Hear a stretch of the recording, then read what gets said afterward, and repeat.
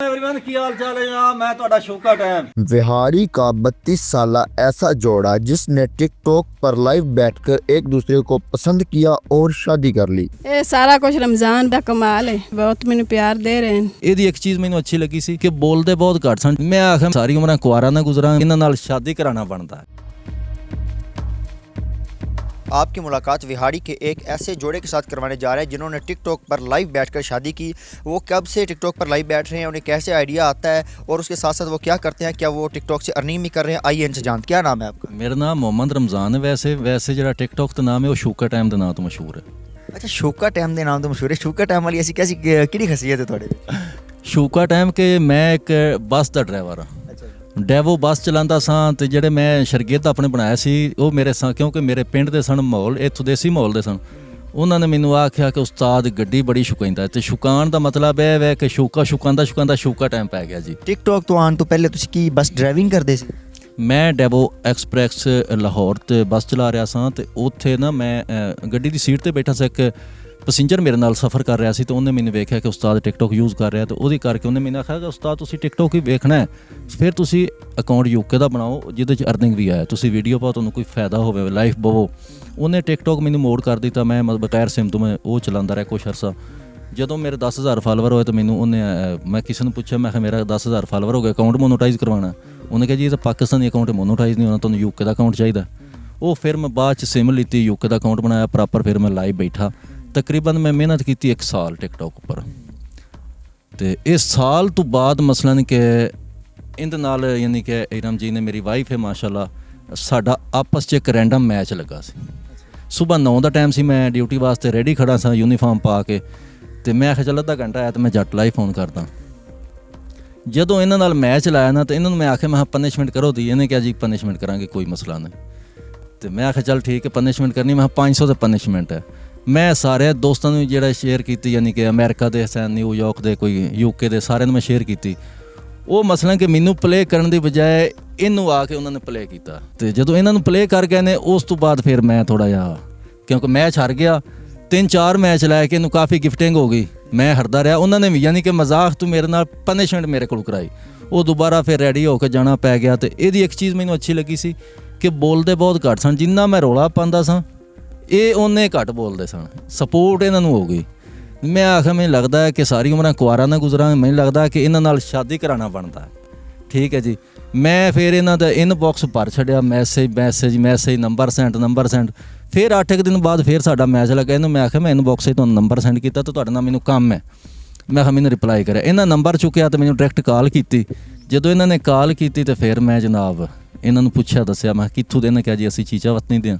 ਚੀਚਾਵਤਨੀ। ਤਾਂ ਫਿਰ ਮੈਨੂੰ ਪੁੱਛਿਆ, ਮੈਂ ਕਿਹਾ ਸਿੰਗਲ ਹੋ ਕਿ ਸ਼ਾਦੀशुदा? ਇਹਨੇ ਕਿਹਾ ਜੀ ਸਿੰਗਲ ਆ। ਮੈਂ ਕਿਹਾ ਅਗਰ ਤੇਰਾ ਰਿਸ਼ਤਾ ਚਾਹੀਦਾ ਹੋਵੇ ਤਾਂ ਫਿਰ ਉਹਨੇ ਕਿਹਾ ਰਿਸ਼ਤਾ ਮਾਂ ਪਿਓ ਦੀ ਮਰਜ਼ੀ ਨਾਲ। ਫਿਰ ਮੈਂ ਇਹਨਾਂ ਦੇ ਕੋਲ ਐਡਰੈਸ ਲਿੱਤਾ। ਮੈਂ 2 ਵਾਰੀ ਚੱਕਰ ਲਾਇਆ ਮੈਕਸੀਮਮ। ਫਿਰ ਮੈਂ ਆਪਣੀ ਵਾਲਦਾ ਨੂੰ ਨਾਲ ਲੈ ਕੇ ਗਿਆ, ਜਾ ਕੇ ਘਰ ਬਾਰ ਵੇਖਿਆ। ਉਹ ਫਿਰ ਸਾਡੇ ਕੋਲ ਆਇਆ। ਮਸਲਨ ਅੱਲਾ ਕਰਦੇ ਹਾਂ ਕਿ ਸਾਡਾ ਰਿਸ਼ਤਾ ਜਿਹੜਾ ਨਾ ਮਨਜ਼ੂਰ ਹੋ ਗਿਆ। ਇਹ ਮੇਰਾ ਦੇਸੀ ਮਾਹੌਲ ਹੈ। ਹੋਰ ਕੋਈ ਜਦੋਂ ਦਾ ਵਿਆਹ ਹੋਇਆ ਟਿਕਟੌਕ 'ਤੇ ਲਾਈਫ ਬਹਿ ਕੇ ਅਰਨਿੰਗ ਕਰੀ ਦੀ ਹੈ। ਜੇ ਲਾਈਫ ਨਾ ਬਵੀਏ ਤਾਂ ਮਸਲਨ ਕਿ ਫਿਰ ਆਪਣਾ ਘਰ ਦਾ ਸਿਸਟਮ ਹੈ, ਡੰਗਰ ਨੂੰ ਪੱਠੇ ਪਾ ਲੈ, ਛੋਟਾ ਮੋਟਾ ਮਜ਼ਦੂਰੀ ਕਰ ਲਈ, ਕੁਛ ਵੀ ਕਰ ਲਿਆ, ਯਾਨੀ ਕਿ ਵਿਹਲੇ ਪੈ ਨਾਲੋਂ ਨਾ।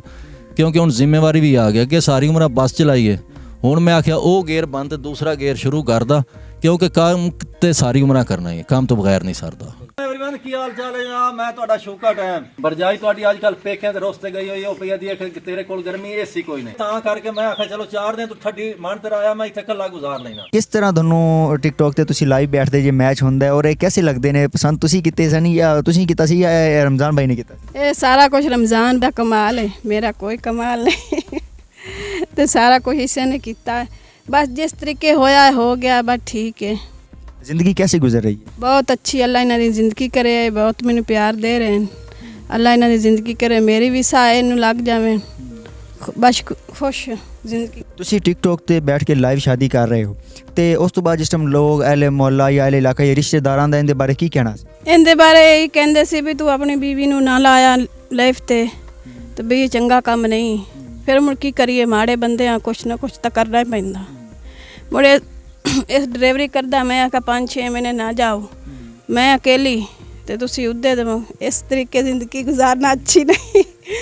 ਫਿਰ ਐਸਾ ਆਖਿਆ ਚਲੋ ਠੀਕ ਹੈ, ਇਕੱਠੇ ਰਹਿੰਦੇ ਆ, ਚਲੋ ਜਿਹੜੇ ਦਿਨ ਹਨ ਨਾ ਵੀ 4-5 ਮਹੀਨੇ ਇੱਥੇ ਕਮਾਉਂਦੇ ਆ, ਫਿਰ ਵੇਖੀ ਜਾਸੀ ਬਸ। ਤੁਹਾਡੇ ਬਹਿਨ ਭਾਈ ਰਿਸ਼ਤੇਦਾਰ ਆ, ਉਹਨਾਂ ਨੇ ਇਹਦੇ ਬਾਰੇ ਕੀ ਕਿਹਾ? ਉਸ ਆਖਾ ਜੋ ਤੁਹਾਡਾ ਮੀਆਂ ਜਿਵੇਂ ਖੁਸ਼ ਹੈ ਉਸੇ ਤਰੀਕੇ ਖੁਸ਼ ਹੈ, ਅਸਾਂ ਹਾਂ ਤੇਰਾ ਫਰਜ਼ ਅਦਾ ਕਰਦੀ ਆ ਤੇ ਬਸ ਇਸੇ ਨਾਲ ਤੂੰ ਖੁਸ਼ ਰਹਿ, ਜਿਵੇਂ ਉਹ ਖੁਸ਼ ਹੈ ਤੂੰ ਵੀ ਖੁਸ਼। ਅੱਛਾ, ਜਿਸ ਟਾਈਮ ਤੁਸੀਂ ਇਹਨਾਂ ਨੂੰ ਕਾਲ ਕਰਦੇ ਤੁਹਾਡੇ ਨਾਲ ਰਾਬਤਾ ਕਰਦੇ ਨੇ ਜਾਂ ਕਾਲ ਤੇ ਤੁਹਾਡੀ ਗੱਲ ਹੋ ਜਾਂਦੀ ਹੈ, ਇਹਨਾਂ ਨੇ ਕਹਿ ਦਿੱਤਾ ਕਿ ਤੁਸੀਂ ਮੇਰੇ ਵਾਲਿਦੈਨ ਨਾਲ ਰਾਬਤਾ ਕਰੋ, ਫਿਰ ਰਿਸ਼ਤੇਦਾਰੀ ਦੀ ਗੱਲ ਕਿਸ ਤਰ੍ਹਾਂ ਚੱਲੀ? ਇਹੀ ਤੇ ਗੱਲ ਹੈ ਕਿ ਜਦੋਂ ਇਹਨਾਂ ਨਾਲ ਮੈਂ ਰਾਬਤਾ ਕੀਤਾ, ਇਹਨਾਂ ਨੇ ਆਪਣੀ ਵਾਲਦਾ ਨੂੰ ਦੱਸਿਆ, ਭੈਣ ਭਰਾਵਾਂ ਨੂੰ ਦੱਸਿਆ, ਯਾਨੀ ਕਿ ਸਾਰਿਆਂ 'ਚ ਗੱਲ ਕੀਤੀ। ਉਹਨਾਂ ਨੇ ਕਿਹਾ ਜੀ ਵੇਖ ਲਓ ਮੇਰੀ ਤਸਵੀਰਾਂ, ਯਾਨੀ ਕਿ ਫੇਸਬੁੱਕ WhatsApp ਤੇ ਹੈ ਸਨ, ਟਿਕਟੋਕ ਤੇ ਇਹਨਾਂ ਨੇ ਵੇਖਿਆ, ਇਹਨਾਂ ਨੇ ਕਿਹਾ ਚਲੋ ਬੁਲਾਓ। ਮੈਂ ਫਿਰ ਇਸ ਕਰਕੇ ਆਇਆ, ਇਹਨਾਂ ਕੋਲ ਟਾਈਮ ਲਿੱਤਾ, ਯਾਨੀ ਕਿ ਮਿਲ ਮਿਲਾ ਕੇ ਫਿਰ 2 ਚੱਕਰ ਮੈਂ ਇਕੱਲਿਆਂ ਲਾਇਆ, ਤੀਸਰੀ ਵਾਰ ਮਰਤਬਾ ਮੈਂ ਆਪਣੀ ਵਾਲਦਾ ਨੂੰ ਨਾਲ ਲੈ ਕੇ ਗਿਆ। ਮੈਂ ਆਖਿਆ ਮਾਂ ਜੀ ਰਿਸ਼ਤਾ ਲੈਣਾ ਤੇ ਇਹ ਲੈਣਾ, ਵਰਨਾ ਕਰਨਾ ਹੀ ਨਹੀਂ। ਤੁਸੀਂ ਸ਼ਾਦੀ ਕਰ ਰਹੇ ਹੋ, ਸ਼ਾਦੀ ਦੇ ਟਾਈਮ ਲੋਕਾਂ ਨੇ, ਅਲੇ ਇਲਾਕਾ ਨੇ, ਦੋਸਤਾਂ ਨੇ, ਅਜ਼ੀਜ਼ੋ ਰਕਾਰਮ ਨੇ ਕੀ ਕਿਹਾ ਇਹਦੇ ਬਾਰੇ, ਤੁਹਾਨੂੰ ਕੀ ਰਾਏ ਦਿੱਤੀ? ਹਰ ਬੰਦਾ ਇਹ ਆਂਦਾ ਕਿ ਟਿਕਟੋਕ ਦੀ ਸ਼ਾਦੀ ਪਤਾ ਨਹੀਂ ਕੀ ਕਿੰਜ ਦੇ ਬੰਦੇ ਹੋਣਗੇ, ਕਿਵੇਂ ਦਾ ਹਿਸਾਬ ਹੋਏਗਾ, ਤੇ ਮੈਨੂੰ ਤਾਂ ਲੱਗਦਾ ਕਿ ਇਹ ਗੱਲ ਨਹੀਂ ਬਣਨੀ।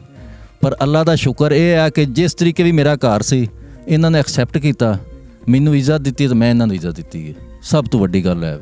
ਸ਼ਾਦੀ ਹੋਈ ਨੂੰ ਕਿੰਨਾ ਟਾਈਮ ਹੋ ਗਿਆ ਔਰ ਕਿਸ ਤਰ੍ਹਾਂ ਜ਼ਿੰਦਗੀ ਗੁਜ਼ਰ ਰਹੀ ਹੈ? ਮੈਕਸਿਮਮ 3 ਮਹੀਨੇ ਮੈਨੂੰ ਸੈਟਿੰਗ ਕਰਦਿਆਂ ਲੱਗ ਗਏ ਸਨ, ਵਿਆਹ ਕਰਦਿਆਂ, ਤੇ 3 ਮਹੀਨੇ ਹੀ ਹੁਣ ਵਿਆਹ ਹੋਏ ਨੂੰ ਹੋ ਗਏ ਨੇ। ਤੇ ਅਲਹਮਦੁਲਿਲਾ ਸਬਰ ਸ਼ੁਕਰ ਕਰਕੇ ਬੈਠੇ ਹਾਂ। ਜਦੋਂ ਦਿਲ ਕਰੀਦਾ ਲਾਈਫ ਤੇ ਬਹਿ ਜਾਂਦੇ ਟਿਕਟੋਕ ਤੇ, ਜਦੋਂ ਦਿਲ ਕਰੀਦਾ ਬੰਦ ਕਰ ਛੜੀਦਾ।